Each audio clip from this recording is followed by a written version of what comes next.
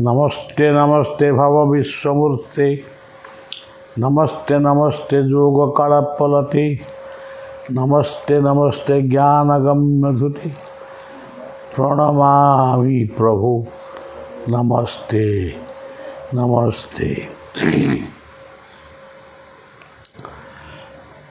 जोगमूर्ति शिव शंकर,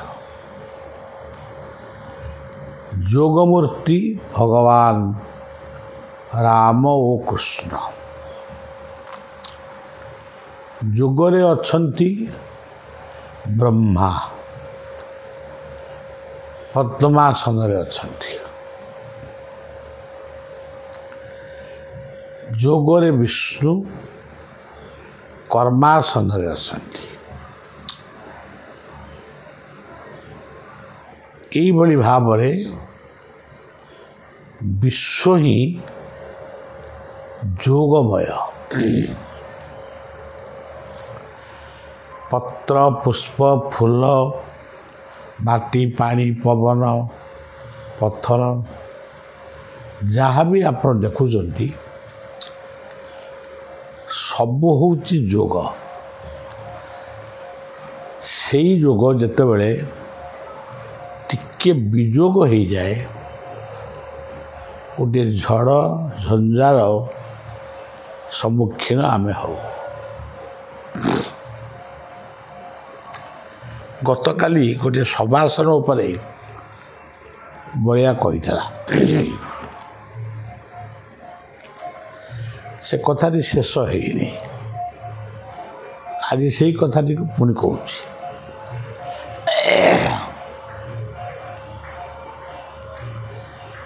भावी निय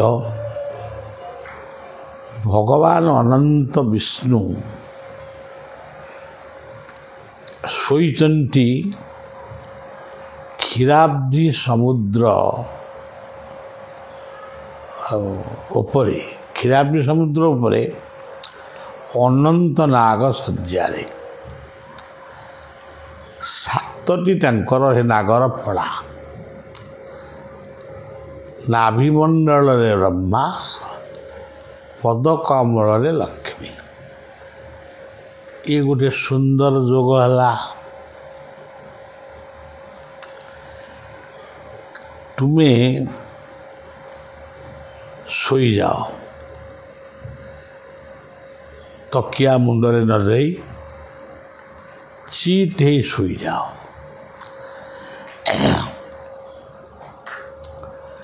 सोईकिरी मन भितर भाव तुम हृदय चक्र को, जो चक्रटी विष्णुंकर घर, से विष्णुंकर चक्र ध्यान कला बेले भाव विष्णु वर्तमान क्षीराब्धि समुद्र रे सोईचंती। क्षीराब्धि समुद्र किए से होचनी पृथ्वी। वृक्ष तरु तृण लता माटी पानी पहाड़ पर्वत नद नदी झरणा सबू जदि चिंता करिवो सबुठी क्षीर अच्छी।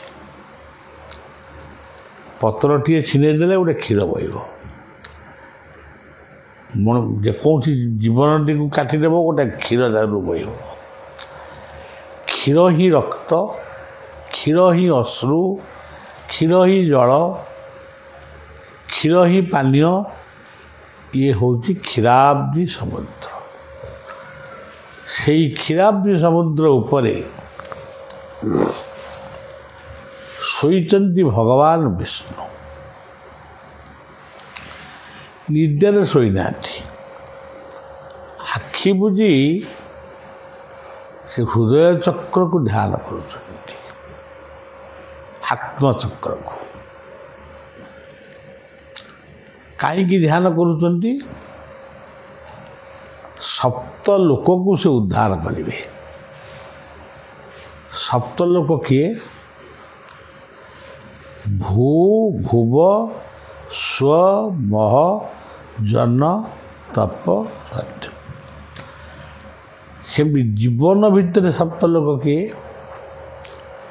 ମୁଖ, ନାସାର 2 ପୁଡ଼ା 3, ଚକ୍ଷୁ 2 ଚକ୍ଷୁ 5, କର୍ଣ୍ଣ 2 7, ଆଉ ମସ୍ତିଷ୍କଟି ହେଲା ସର୍ପର ଫଣା। ତେଣୁ ଏଇଭଳିଆ ଏକ ସପ୍ତ ମୁଖ ବିଶିଷ୍ଟ ସର୍ପ ଉପରେ ଶୋଇଛନ୍ତି। ସର୍ପର ଗଣ୍ଡିଟି କେଉଁଠି ରହିଛି? ସେ ମସ୍ତିଷ୍କ ଦେଶରୁ ଶେଷ ପର୍ଯ୍ୟନ୍ତ, ମେରୁଦଣ୍ଡର ଶେଷ ପର୍ଯ୍ୟନ୍ତ ଶୋଇଛନ୍ତି ସର୍ପ। ସେଠି କ'ଣ ମନ୍ତ୍ର ଭଜନ ହେଉଛି? ମନ୍ତ୍ରଟି ହେଉଛି କେବଳ ସୋହମ୍। ତୋ ଭିତରେ ଯିଏ, ମୋ ଭିତରେ ସିଏ, ମୁଁ ଓ ତୁ ଉଭୟ ଆମେ ଗୋଟିଏ ପାର୍ଶ୍ୱର 2ଟି ପାର୍ଶ୍ୱ, ଗୋଟିଏ ଟଙ୍କାର 2ଟି ପାର୍ଶ୍ୱ। ଲକ୍ଷ୍ମୀ ପାଦ ସେବା କରୁଛନ୍ତି।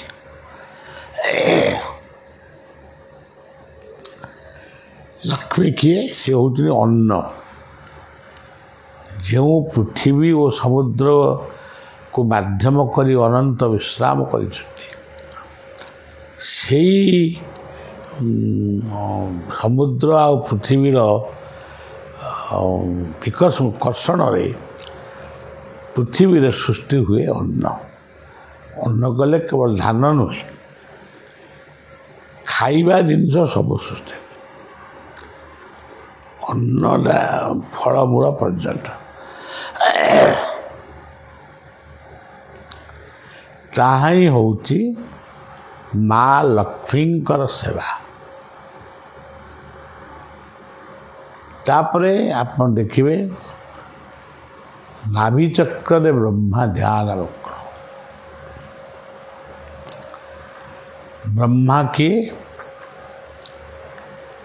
ବ୍ରହ୍ମା ହେଉଛନ୍ତି ଆମର ଗୁରୁ, ଆମର ଗୁରୁଜନ।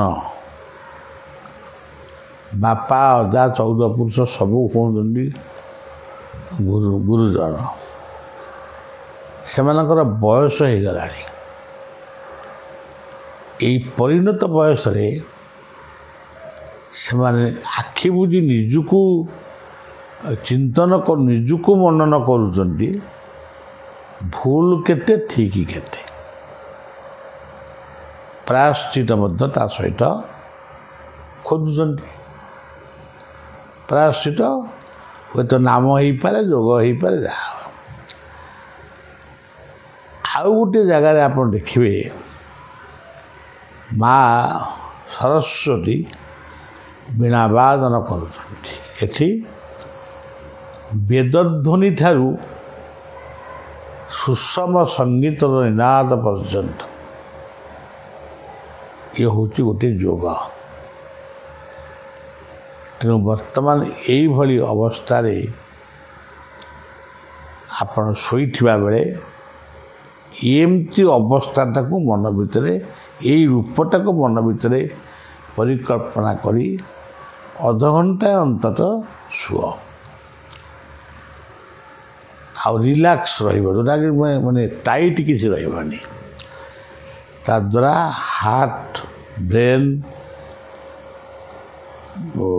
ନର୍ଭ ଏସବୁ ନିଶ୍ଚିତ ଭାବରେ ଶୁଭଙ୍କର ହେବ ଏବଂ କୋହଳ ହେବ। ଅଧଘଣ୍ଟାଏ ଯଦି ବିଳମ୍ବ ହେବ, 15 ମିନିଟ୍ କର। 15 ମିନିଟ୍ ବିଳମ୍ବ ହେଲେ 10 ମିନିଟ୍ କର। କିଛି ନ କରିଲେ ହେବନି। ଆଉ କେବଳ ମେଡ଼ିସିନ, ଔଷଧ ଅର୍ଥ ଦେଇ ମେଡ଼ିସିନ ଖାଇବ, ସେଇଟା ଚାଲୁ, ସେ ତା ବାଟରେ ସେ ଚାଲିବ। କିନ୍ତୁ ଆମେ ସମସ୍ତେ ଯୋଗୀ ହେବା। ଏତିକି ହେଉଛି କଥା। ଗ୍ରୀଷ୍ମ ଋତୁ ଆସୁଛି, ବହୁତ ଗ୍ରୀଷ୍ମ ହେବ ଯୋଗାସନ କରିବା ପାଇଁ ମଧ୍ୟ ଆମକୁ କଷ୍ଟ ସ୍ୱୀକାର କରିବାକୁ ପଡ଼ିବ। ତେଣୁ ଆପଣ ନିଜେ ମନେ ରଖନ୍ତୁ, ଅନ୍ୟମାନଙ୍କୁ ଜଣାନ୍ତୁ। ଆମେ ସମସ୍ତେ 5ଟି ବୃକ୍ଷ ଲଗେଇବା ଏବଂ ବଞ୍ଚାଇବା। ମଦ୍ୟ ମାଦକ ଠାରୁ ଦୂରେଇ ରହି ଦେଶ ପରିବାରର ସେବା କରିବା। ଆଉ ପରବର୍ତ୍ତୀ ସମୟରେ ମୁଁ ଆପଣମାନଙ୍କୁ ଆଉ ଗୋଟେ ରୋଗ ଉପରେ କହିବି ଏବଂ ଆମର ଆନୁଆଲ୍ ଫଙ୍କସନ୍ ବା ବାର୍ଷିକ ଉତ୍ସବ ସମ୍ପର୍କରେ ଧାରଣା ଦେବି। ଜୟ ଗୁରୁ, ଜୟ ଜଗନ୍ନାଥ।